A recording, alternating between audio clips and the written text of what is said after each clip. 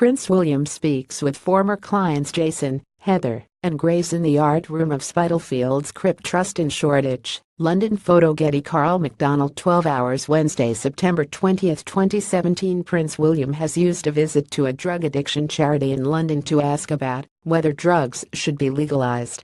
You seem like the key people to actually get a very good idea as to, what are the big dangers there, what are the feelings. Prince William to 3 users of a drug addiction charity's services. The prince did not venture a personal opinion, but referenced the current political debate about making drugs legal on what appeared to be a fact-finding mission with Spitalfields Crypt Trust. Speaking to 3 individuals who had been helped by the charity, he canvassed opinions on whether the move would be helpful or risky.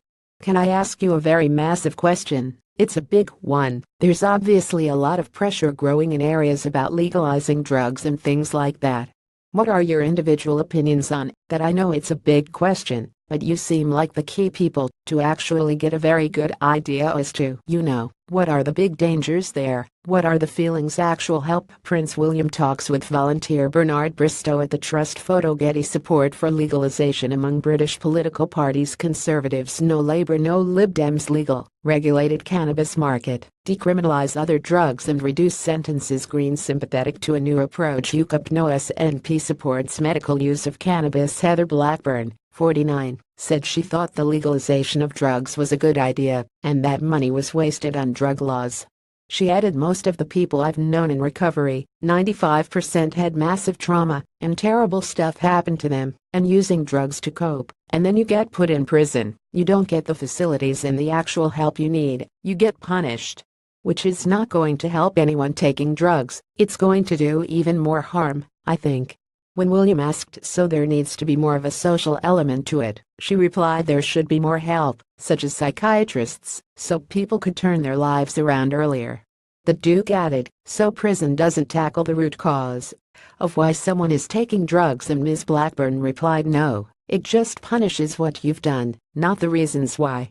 A nation of people hurting. William at the Trust's drop-in cafe for the homeless. Photo. Read more. How cannabis reform fell off the political radar. Recovering alcoholic Grace Gunn, 19, who is training to become a midwife, told the Future King, you can't just say, drugs are illegal, or now we can all go and do drugs, because it doesn't stop the fact we're a nation of people hurting, and we can't undo all that overnight. It takes a long period of time. Jason Mellum, 45, a recovering heroin addict originally from Melbourne, Australia, said, personally, I believe that they should not be made legal.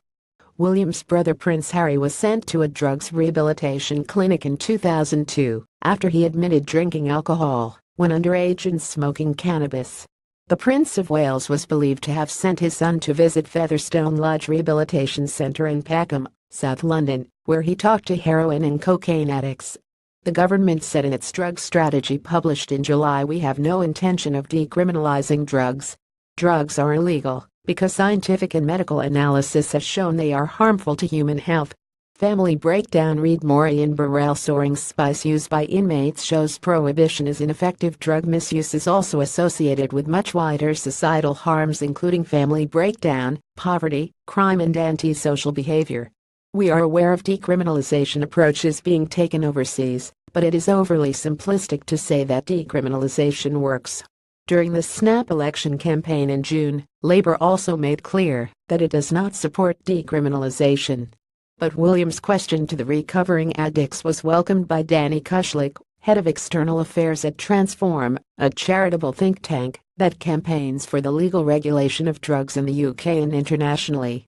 Mr. Kushlik said the protocol in the Westminster Village is we don't talk about drugs. That's why we appreciate the courage and foresight of Prince William to be stepping into the debate where even seasoned politicians won't go. In news.co.uk.